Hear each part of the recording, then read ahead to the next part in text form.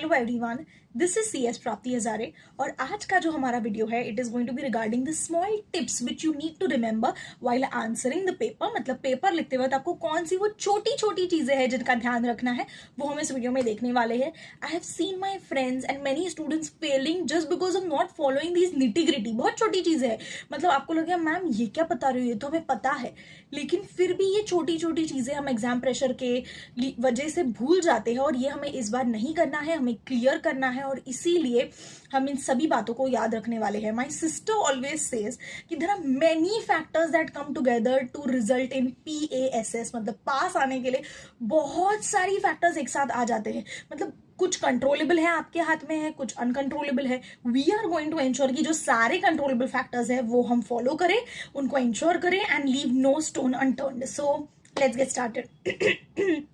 So first is कि question number best वाला ही हमें लिखना है। इसका मतलब है कि आपके जो मेन क्वेश्चंस होते हैं 1 to 6 उसमें से जो आपका बेस्ट वाला है वो आप चूज करेंगे और वही आप पहले लिखेंगे। You can change that order, as you know 1 to 6 में आप कोई भी ऑर्डर को फॉलो कर सकते हो, that's totally up to you. लेकिन इंटरनल ऑर्डर जो होती है, मतलब इफ यू डिसाइड कि चलो मैं 5th क्वेश्चन मेरा पहला लिखूंगा तो उसके अंदर जो A to C लिखा है या फिर A to E है, कितने भी आंसर्स है उसमें आप शफल नहीं कर सकते हो। मतलब you can write 5B first, you have to write 5A, then you will write 5B and so on and so forth. तो हमेशा आपका जो सबसे बेस्ट है, मतलब वो ना फॉर्म ऐसे जाना चाहिए बेस्ट टू वर्स्ट, ऐसे हम कहते हैं ना कि मतलब बेस्ट आंसर सबसे पहला होना चाहिए, फिर जो हमें थोड़े थोड़े आते हैं वैसे करके जो आपको सबसे कम आता है वो आप लास्ट में लिखोगे। पर वैसे नहीं नौबत आएगी। I am sure that you guys are preparing your level best to clear your exams in June 24। So let's get started. तो वो तो हो गया पॉइंट। दूसरा है क्वेश्चन नंबर। प्लीज बच्चों क्वेश्चन नंबर लिखना मत भूलो।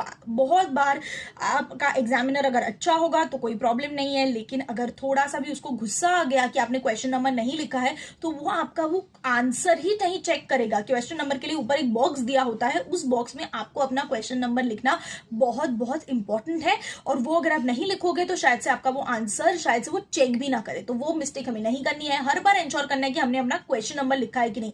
इसीलिए लास्ट में जब बेल बजती है या बेल बजने के 1-2 मिनट पहले इंश्योर करो कि सारे जो ऊपर के बॉक्सेस है आप उनको देखते जा रहे हो कि अरे यार चलो मैंने सभी बॉक्सेस फिल किया है कि नहीं, सभी मैंने नंबर्स लिखे हैं कि नहीं। Next PTO and sign. बहुत बच्चों को आदत होती है PTO लिखना। क्यों लिख रहे हो आप PTO? Please turn over. मतलब वो अगर आपने लिखा नहीं तो वो क्या आगे का पेज देखेगा नहीं क्या? प्लीज ये आदत ही बंद कर दो कहीं पे भी लिखना। और एग्जाम पेपर में तो मतलब ऊपर से लिखना ही नहीं है ऐसा कुछ। दूसरा एंड साइन। हमें वो आदत होती है डैश क्रॉस डैश, ये साइन हम स्कूल से करते आ रहे हैं, तो वो आदत होती है कि एंड में वो साइन डाल देने की। क्यों? ट्रेन का डब्बा है क्या कि एंड में वो साइन लिखेंगे? ऐसी ये प्रोफेशनल एग्जाम है, इसमें ऐसी छोटी गलतियां नहीं करनी है। Examiner gets very irritated and then he deducts your marks। तो वो आपको नहीं करना है। You are giving a professional exam, so act like a professional। आप एक प्रोफेशनल हो तो वैसे ही आप एक्ट भी करोगे। अभी से डिसाइड कर लो कि मैं CS बन चुकी हूँ या बन चुका हूँ, मुझे वैसे ही एक्ट करना है, तो आपसे करेक्ट एक्शंस होती जाएंगी। Next religious remarks. Which ever religion you follow, कोई भी जिस किसी रिलीजन में आप मानते हो उसका कोई भी रिलीजियस रिमार्क्स, सेइंग्स, सिंबल्स आपको कहीं पे भी एग्जाम पेपर में नहीं लिखनी है। It surely says that you are trying to influence the examiner या फिर द चेकर। ऐसे मिस्टेक्स हमें नहीं करने हैं। कहीं पे भी हम जिस किसी रिलीजन को मानते हैं उसका कोई भी सिंबल या फिर सेइंग हमें नहीं लिखना है। हमारे किसी भी आंसर शीट में भी नहीं लिखना है, बुकलेट में नहीं लिखना है, सप्लीमेंट में नहीं लिखना है, क्वेश्चन पेपर पे कहीं पे भी ऐसी कोई भी चीज नहीं लिखनी है। Next is cursive handwriting. Cursive handwriting अगर आप लिख रहे हो तो बंद कर दो। और दूसरा जो नॉर्मल हैंडराइटिंग होता है, जो हम लिखते आ रहे हैं अपने 8, 9, 10 से जो हमने चालू किया, नॉर्मल हैंडराइटिंग में आपको पेपर लिखना है। Please don't write your papers in cursive handwriting.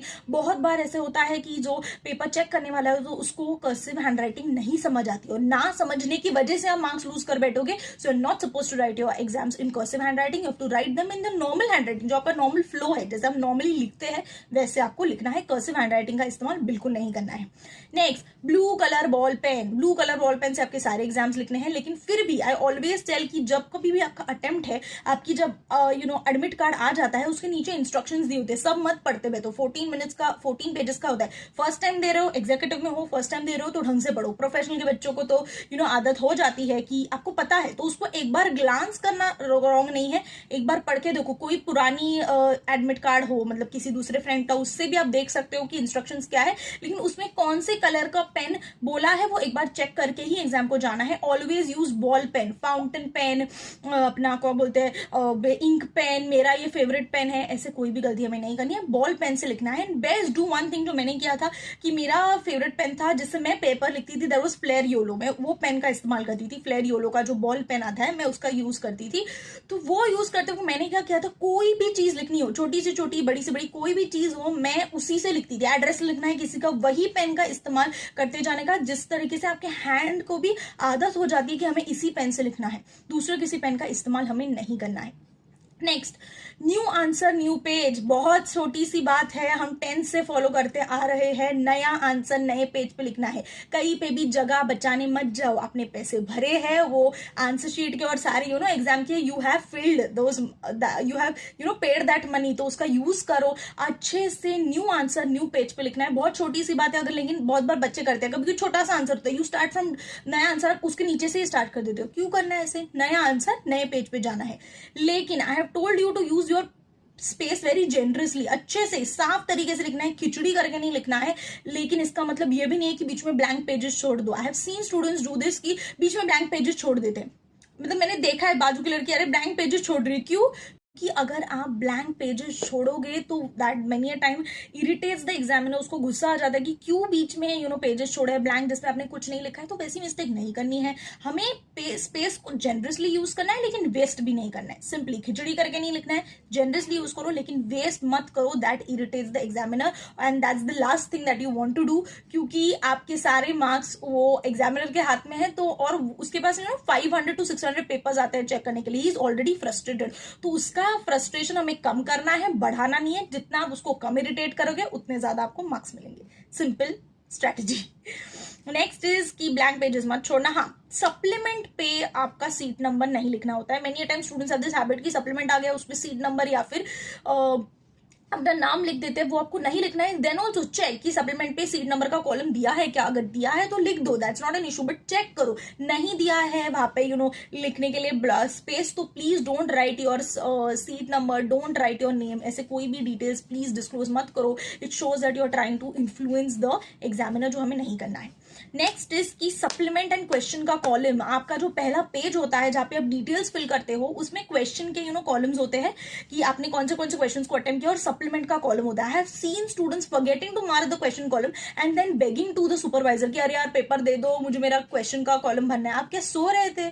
आपको वो पहले से ही भर देना है। अभी मुझे पता, आपको तो पता है कि आप 6 क्वेश्चन अभी अटेम्प्ट करोगे, तो जब आपके पास पहले से डिटेल्स भरने का टाइम है तभी सारे 6 के 6 कॉलम्स भर दो ना, आप क्यों रुक रहे हो एंड के लिए? तो सिंपली पहले ही आपको वो 6 कॉलम्स को, मतलब जो 6 सर्कल्स है उसको डार्कन कर देना है। एंड में देखना है अगर सप्लीमेंट ली है तो अप्रोप्रिएटली उसके भी डिटेल्स, जो कोई भी मतलब 1+ का कॉलम होता है वो फिल करना है और नीचे का सर्कल डार्कन कर देना है। Please don't forget these details. Next is कभी भी पेंसिल या फिर कोई भी दूसरे कलर के पेन का इस्तेमाल नहीं करना है। स्टूडेंट्स हैव दिस हैबिट कि हम घर पे बहुत बार पेंसिल यूज करते हैं, तो आप उधर भी जाके पेंसिल से ही कभी कभी मार्क करते हो। I told this in my previous video as well कि कीवर्ड्स को हाईलाइट करना होता है, तो प्लीज उसको हाईलाइट पेंसिल से मत करना, अपने जो हाथ में ब्लू पेन है उसी से हाईलाइट करना, उसको पता चल जाता है, कोई भी प्रॉब्लम नहीं होता है। नेक्स्ट, बुकलेट को लिखने से पहले चेक करो, बहुत important advice, please check the booklet. हम क्या आते हैं, मैंने देखा है बच्चों को बुकलेट आता है, धर धर धर धर डिटेल्स फिल करना चालू कर दिया, और फिर जब आप बुकलेट खोलते हो तो आपको पता चल जाता है अरे किस पेज पे लाइन ही नहीं है, 2-3 पेज चिपके हुए हैं, किसी पेज पे बहुत सा बड़ा काला धब्बा है। ऐसे बहुत बार होता है प्रिंटिंग में, these mistakes happen, but it is your responsibility, क्योंकि आपको पास होना है। वो सुपरवाइजर जो है उसको पास नहीं होना है, आपको पास होना है, इसीलिए आपको इंश्योर करना है। पहले ही बुकलेट देख लो, आपको समझा कि कुछ डिफेक्टिव है, बुकलेट में कोई डिफेक्ट है, तो वो जाके आप एक्सचेंज कर सकते हो। लेकिन अगर आपने डिटेल्स भर दिया, फिर वो एक तो लेते नहीं है, अगर लिया तो भी आपका टाइम तो वेस्ट हो गया ना डिटेल्स भरने में, तो वो मिस्टेक हमें नहीं करनी है। पहले ही चेक कर लेना है, अगर कुछ डिफेक्ट है तो सुपरवाइजर को बता देना है, वो आपको दूसरा शीट दे देगा। थ्रेडिंग भी चेक करो साइड की, कभी कभी थ्रेडिंग बहुत बार रखने की वजह से निकल आती है, तो वैसे शीट पे हमें नहीं लिखना है। इंश्योर करो कि सभी जो फैक्टर्स है वो करेक्टली उस बुकलेट में सेटिस्फाइड है। नेक्स्ट, क्या चेक करना है कि हमारे सुपरवाइजर ने हमारे शीट पे साइन किया है कि नहीं। पास आपको होना है, सुपरवाइजर को नहीं होना है। तो इसलिए कभी कभी हो जाता है कि कोई यूरोपियन आ जाता है, कोई टीचर आ जाते हैं, और इसकी वजह से भी बाय मिस्टेकली वो ये रह जाता है क्या, साइन करना। तो वो मिस्टेक हमें नहीं करनी है, हमें चेक करना है कि सुपरवाइजर की तरफ से जो डिटेल्स उन्होंने फिल करनी थी, कई बार कोड भरना था, क्या ये डिटेल्स हमने फिल की है, और अगर मतलब सुपरवाइजर ने क्या वो डिटेल्स को हमारे शीट में फिल किया है, ये हमें ऑब्वियसली इंश्योर करना है, क्योंकि पास आपको होना है। नेक्स्ट लास्टली बहुत इंपॉर्टेंट डिटेल कि आपके जो सारे डिटेल्स होते हैं शीट 1 पे, आपका नंबर से लेके, बहुत बार ऐसे होते हैं स्टूडेंट्स सीट नंबर लिख देते हैं, नीचे के कॉलम्स को डार्कन करना भूल जाते हैं, ये मिस्टेक आपको नहीं करना है। सर्कल्स को भी अप्रोप्रिएटली डार्कन करना है, इंश्योर करना है कि सारे डिटेल्स को आपने अप्रोप्रिएटली फिल किया है। जब आपको 15 मिनट्स का रीडिंग टाइम मिला है, उसमें ही आपको ये भी डिटेल चेक करना है। You have to multitask because you want to clear the exams, इसलिए आपको ये भी इंश्योर करना है कि सारे डिटेल्स को मैंने फिल किया है कि नहीं। देखो बच्चों, बहुत छोटी छोटी चीजें हैं, लेकिन ऑल दीज फैक्टर्स पे वे टू द सक्सेस, मतलब पास आने के लिए ये सभी फैक्टर्स को ध्यान देना होता है, क्योंकि वो आप उन 3 घंटों में क्या करते हो, दैट मतलब उसकी वजह से डिपेंड, उस पर पूरा डिपेंड करता है कि आपका रिजल्ट क्या होगा, पास होगा या फेल होगा। उन पूरे उस 3 घंटे में आप कैसा आउटपुट देते हो उस पर डिपेंड करता है। सो इंश्योर करो कि आप उन 3 घंटे में अपना बेस्ट दोगे, and I am 100% sure that you all are going to ace the exams. So all the best, do well, make your parents proud, because it is a great feeling when you add the prefix of CS before your name. And don't forget to do the usual, that is like, share, subscribe, and don't forget to follow me on Insta at cs.prapti.hazare.